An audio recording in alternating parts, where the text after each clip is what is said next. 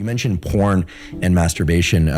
This topic has come up a bunch of times on this podcast and on other podcasts I've gone on because of the relationship between dopamine, sexual motivation, and sexual behavior.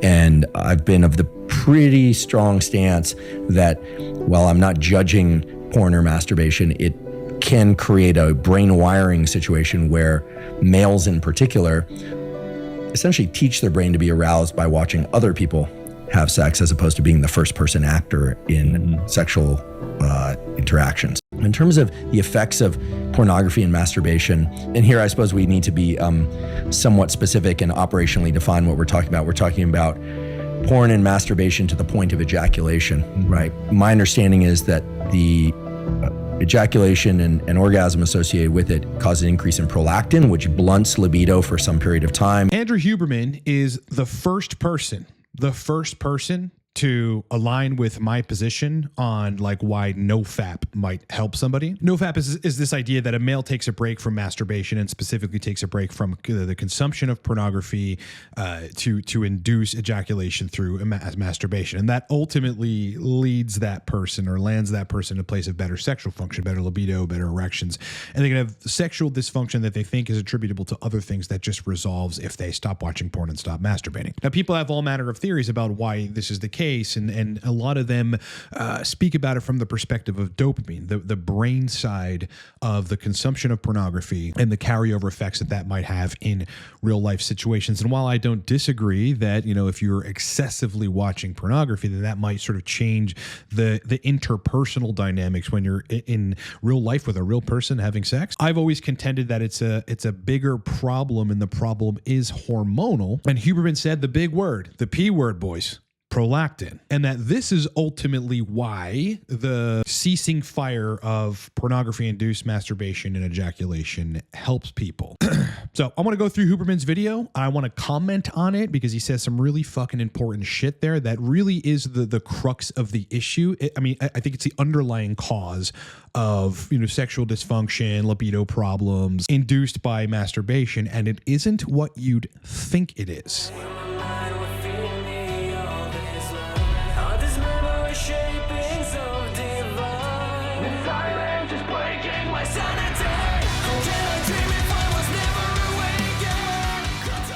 Before we start the video, look, Cortex Labs is a TRT guided sexual dysfunction resolution performance optimization company specialized in a bunch of different things. We got a range of different products ranging from the source list. Look, any anabolic, including high potency DHT gel that you could think of that you need is on the source list. Sometimes you have to go around your clinic and get what you need to dial in.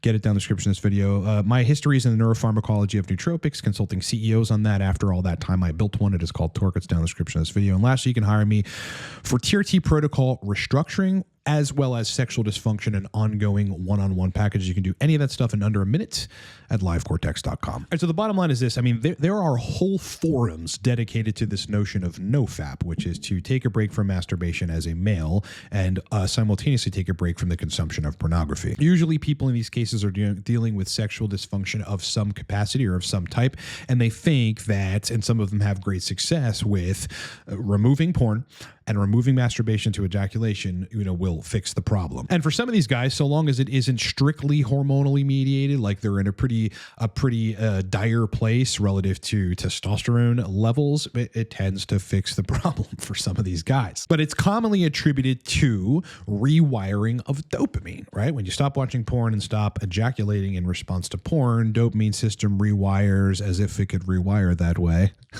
and then suddenly, like, you're craving for actual in-person sex with a real person is better restored and back to normal. I've always contended that that's not the case. You could have a person with a very healthy sexual system that consumes porn sparingly or every now and then and still has perfectly fine sex, and porn isn't really the damaging factor in the problem. Instead, the damaging factor from my perspective has always been ejaculation-induced prolactin increases. We'll get into exactly how that causes sexual dysfunction, ED, among other things.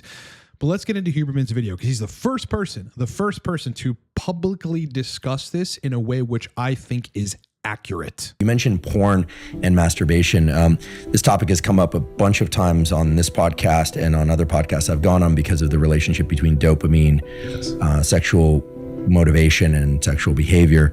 And I've been of the pretty strong stance that while I'm not judging porn or masturbation, it can create a brain wiring situation where males in particular essentially teach their brain to be aroused by watching other people have sex as opposed to being the first person actor in sexual interactions. In that sense, that's more about the brain wiring and neuroplasticity and dopamine. But what are your thoughts on porn and masturbation as they relate to hormones? I mean, this is a big debate on the internet. In fact, one of the most common debates is whether or not masturbation increases or decreases testosterone in males.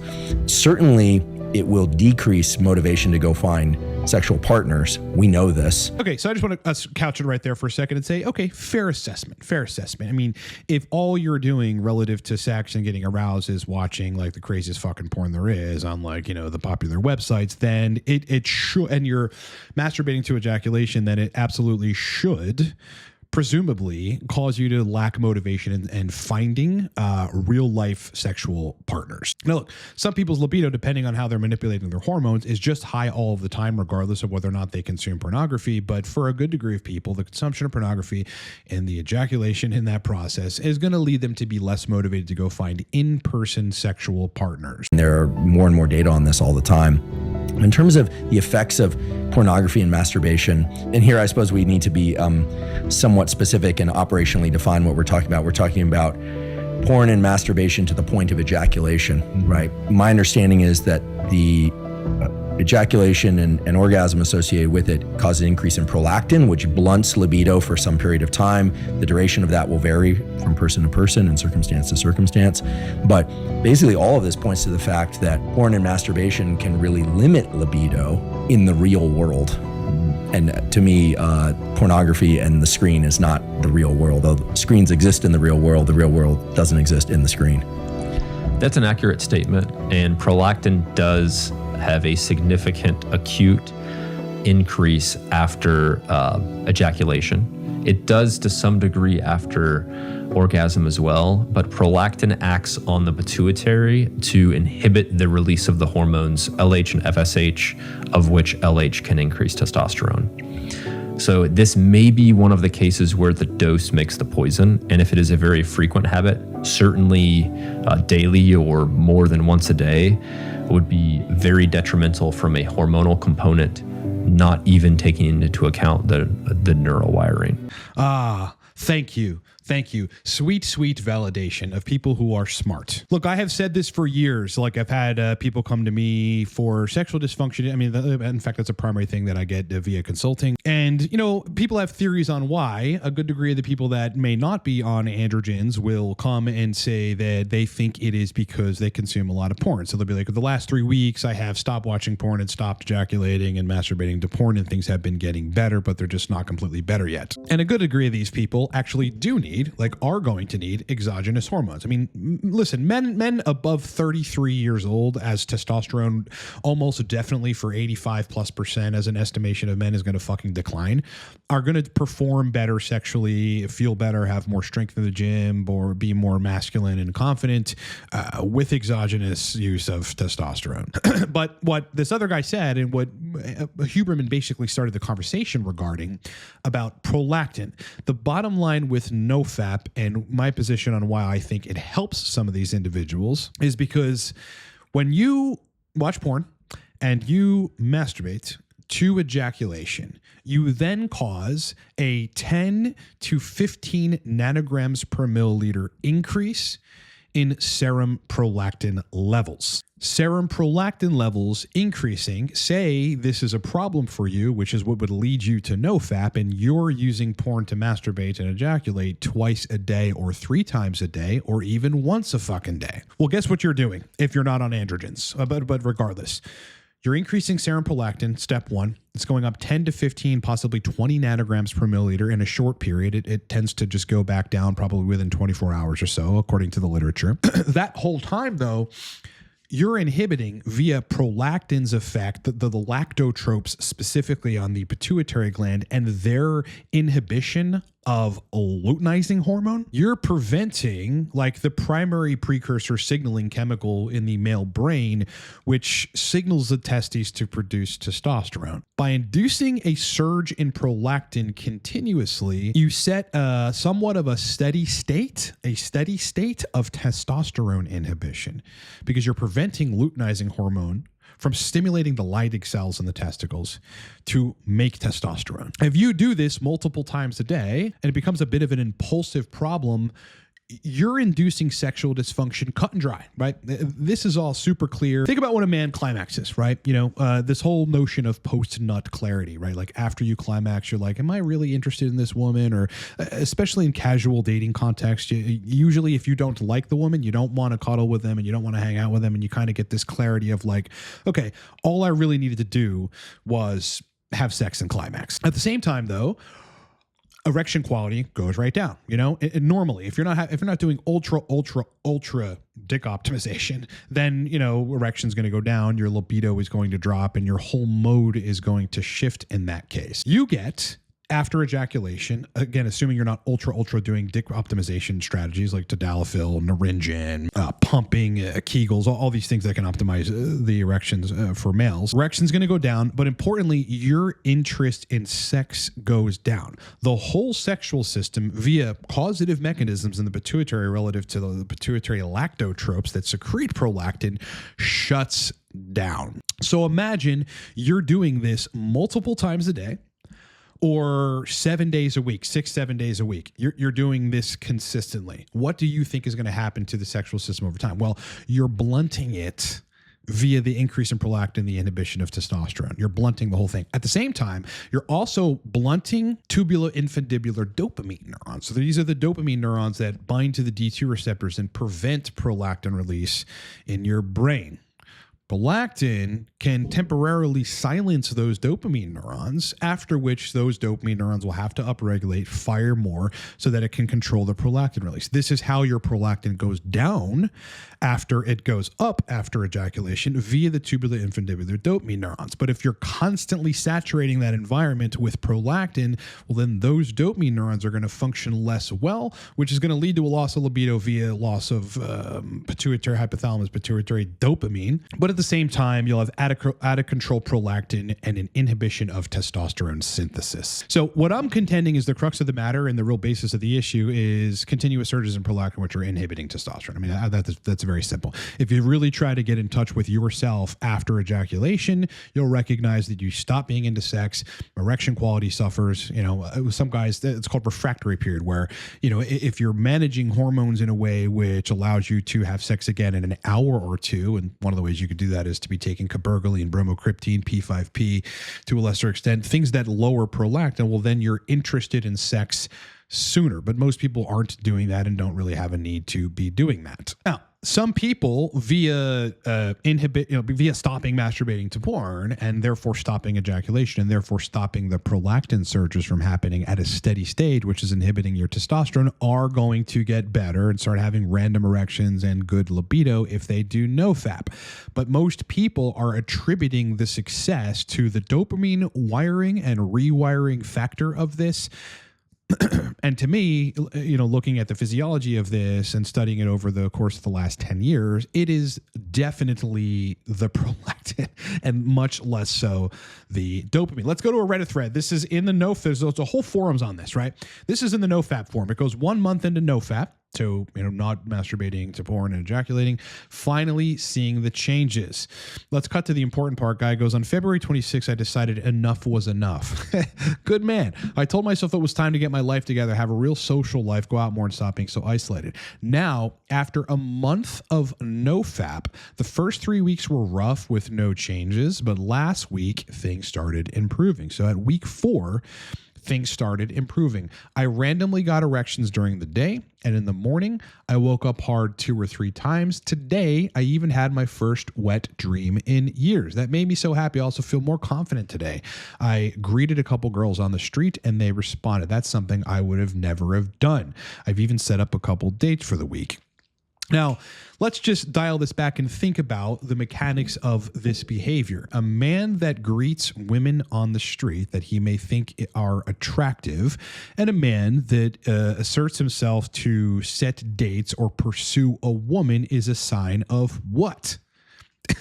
That's a sign of healthy levels of testosterone in that man. People that have come to me that are trying to get on TRT and just want to do a consultation about TRT and ask questions are inevitably or invariably not on TRT, and their testosterone levels are low. And besides libido and erection issues and strength issues and whatever, one of the primary things is they have no confidence to pursue women. They don't make the first move. They're fucking sitting there with their hands folded, or if they manage to get themselves on a date, being like the good boy and not breaking the touch barrier the entire fucking date. Then after 2 dates, the girl's like, all right, this guy, it's like might as well be my book club partner.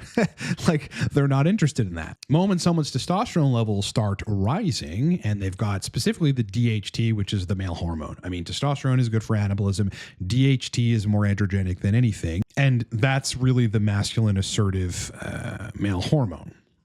In this case, okay, this guy stopped masturbating, stopped ejaculating, stopped the 10 to 15 or possibly 20 nanograms per milliliter frequent increase in prolactin, which inhibits testosterone. And then his testosterone levels started being able to function and synthesize without luteinizing hormone inhibition from the pituitary lactotropes. Erections came back, random erections, the desire for sex with women, having dreams about sex, and then particularly that last part, the confident masculine state where you want to comment to women and you don't care how it comes across, but you come across fucking supernatural and cool, and so they like it, and you want to pursue dating, setting dates, etc. That's exactly what happens when you get on testosterone or when your testosterone levels rise. The same can be said for erection quality, wet dreams, all this kind of stuff. Like when men are in a low testosterone state and then they start taking TRT, well, then the morning erections come back, the random erections come back, the erections for sex are there. You're generally just more interested in women. So all of this really is testosterone, conversion to dihydrotestosterone, and some conversion to estradiol, as long as it doesn't go above that person's limit, after which libido erections are usually inhibited. Last one I want to go over just to reinforce this point is titled "Quitting Porn is Easy, Quitting Masturbation is Hard." This guy goes, of course, this is my personal opinion. I'm suffering from PIED and lack of morning wood. PIED, I suppose, stands for porn-induced erectile dysfunction and lack of morning wood. Yes, but here's the problem. The whole issue with this is we're not characterizing it the right way. We don't have the right acronyms. It shouldn't be porn-induced erectile dysfunction. It could stay PIED, but it should be prolactin-induced erectile dysfunction. Prolactin, not only via the tubular infundibular dopamine neurons and shutting down sexual function, also shuts down erectile quality via likely nitric oxide mediated mechanisms at the base of the penis. There's been studies on this. So really, what I just want to leave people with in watching this video is that I think people in this whole community really should rework their analogies, their acronyms rather. They should understand the culprit. When you understand the culprit of like ED or libido issues induced by ejaculation and porn, then you understand better how to target it. I'm not saying watching porn is a good idea, but if you want to continue at some capacity the consumption of porn, recognize that you're probably going to have to dose some P5P, which will add more synthesis of dopamine in the pituitary, and that will stop some of those lactotropes from secreting a bunch of prolactin and inhibiting your fucking testosterone. Ultimately, a good degree of these guys, if anyone wants to test this, right? If anyone wants to go and validate my position on this, just go get it, however you can manage to get it, 0.25 milligram tablets of cabergoline. Cabergoline is a very strong, high affinity, long acting dopamine D2 receptor agonist. And when cabergoline sits at the D2 receptors in the pituitary gland, it stops prolactin secretion. It actually over time involutes lactotropes.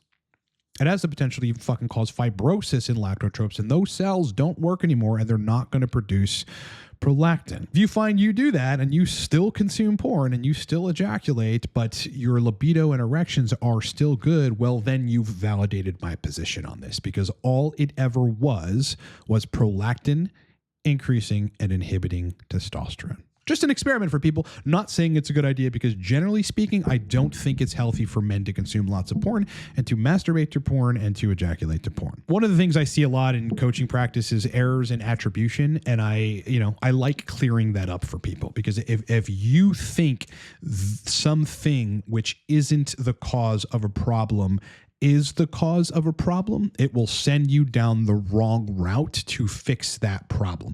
You'll do all the wrong things or things you shouldn't be doing, and you will miss the right things that you need to be doing in order to fix this problem. And in this case, sometimes men just need to jump on TRT, and get their prolactin levels. They need to stop consuming porn and ejaculating at that capacity, but also your testosterone levels need to go up, because that's the ultimate problem. Yes, there might be something to the dopamine side of this. It is very, very hard to rewire dopamine neurons. I'm not even sure exactly that there's a neuroscientific explanation for how this would work, although I'm sure that it plausibly exists. But like rewiring the dopaminergic system is a lot harder than people think. You can't even really downregulate D2 receptors with hardcore agonists. You need high doses of them for a very long period of time to do that.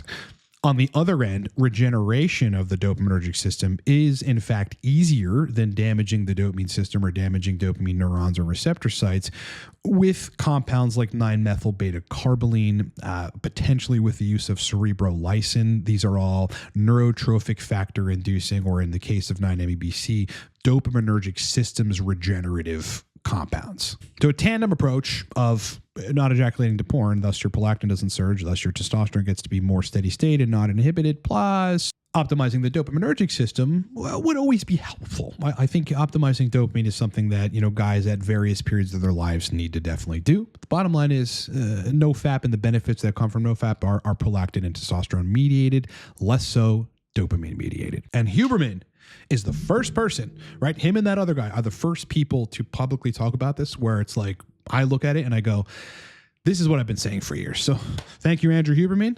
Really appreciate it. Fucking rock on. All right, boys, as I said at the beginning, look, the entirety of my day when I'm not doing leisure stuff and working out is coaching people on TRT protocol restructuring. If you got a protocol that is not right for you, I've seen every protocol. I can determine whether you need higher doses, whether you need lower doses, whether you need an AI, whether you need Masteron Primabol with your protocol, whether you need to go low dose testosterone and bring in a non-aromatizable androgen on top of that, and then you're dialed in. It's just dialing people in is my job and is my specialty. You can hire me for a one-off call and a protocol formulation in under a minute at livecortex.com for serious sexual dysfunction and ongoing issues relative to HRT, HRT plus, or prior to HRT, HRT plus, like PFS, PSSD, otherwise sexual dysfunction. That's the other bulk of the stuff that I do. I've got 3 month, 6 month, and 1 year one-on-one packages where every other day, every third day, we're working together. I'm looking at your labs, but I'm designing and architecting your entire protocol and dialing you in to fix these problems. You can hire me for any of that stuff in under a minute, livecortex.com. If you need to take matters into your own hands, especially relative to anabolics, testosterone itself, of all esters, but specifically in a lot of cases, people are going to want to experiment with high potency DHT, very high potency DHT, among other things. Just get the source list. It took me a while to put this together, but I'd hate to sound like Tony Robbins, but it's like it changes it changes people's lives, because now they have access to everything, don't need to wait for their clinic, which will never prescribe them some things, and they can take it upon themselves to go and experiment and fix problems. Get the source list down in the description of this video. Lastly, again, my history is in the pharmacology of nootropics on the neuroscience side, specifically consulting CEOs using nootropics. After all that experience, I built one. It is very strong, not for the faint of heart, but you can actually get it in the description of this video or at livecortex.com. There are coupon codes for coaching, source lists, and torque, and you can find that down in the description of this video. All right.